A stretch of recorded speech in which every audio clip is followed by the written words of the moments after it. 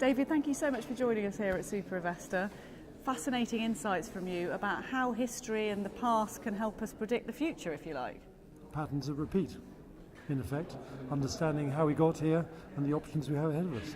So when we're talking about volatile times and navigating this landscape, which seems to be obviously the big theme this year at SuperInvestor, we shouldn't be so scared of it. We should be able to make some predictions. Look, uncertainty is never comfortable for us, and certainly when you've got money at stake and it goes in a different direction, it's very uncomfortable. But we should actually, as investors, think further ahead than just a company. We should think of the environment, we should think of the bigger geopolitical picture, and we should look for shocks because they're not random at all. It's a bit like, there's a sort of particular environments that produce particular shocks. So I think it's incumbent on investors to have paradigms that work out to 5 and 7 years. And although it might be hard to reach the 7-year bit, you're at least thinking you have a roadmap, and if it diverts from the roadmap, then you can do something about your investment. And you truly believe we can learn from the past in that sense? Absolutely. For creating those What's maps. fascinating is the past keeps repeating with slightly different clothing, so we all think it's different. But if you extract the core drivers of social organisation, they're all remarkably similar. So much so that at each part of the cycle we elect the same types of leaders with the same hallmarks. Britain and America had very similar leaders and heroes doing exactly the same role at the same part of their empire cycle. And also, humans don't change that much in their core, if you like. Someone asked if technology would change anything, and in a strange way, yes, if we could get off the planet, our perspective would change. But in terms of the real change, it's recognition that we're a collective organism. Most of us think and act collectively, and that's the momentum behind these repetitive cycles. So the only way you can move away from that is far greater individuality and single awareness. And investors have to have that if they're successful. You can't judge it on the basis of everyone else says, well, you should do it.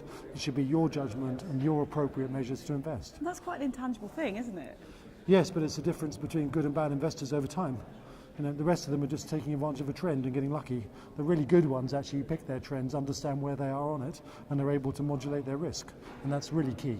And you talked there about good scenario planning and it being long term.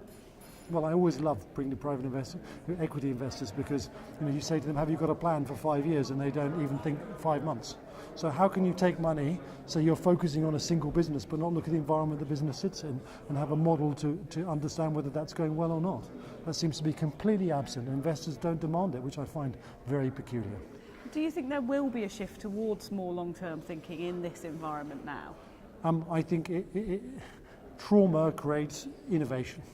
And so yes, but because it's actually quite hard to think differently, even if you give people a model like this, they'll say that's fascinating, but how many will embrace it will be few and far between. And then a few more, and then a few more. So it's a gradual process. It's not a sudden, it switches. So if somebody was sitting listening to your presentation today, a delegate here, what do you hope they take away from that and now put into practice, if you like? So, well, I think whether you're an investor or you are the fund that invests other people's money, the first thing is you need to create a construct, initially inaccurate, but more accurate about how the world really works, that big geopolitical interaction, which is actually going to govern all of our futures in the next 10 years. So work out what the main risks are, whether they affect where you are, the investment you're in. Think much more deeply, deeper than just the company. And I think, and then at the same time use that knowledge to execute your judgment as an individual in democracy, to educate people around you and give your children a better chance of surviving what is a very difficult time ahead. Indeed, interesting times ahead. Thanks so much for joining us. Good to talk to you.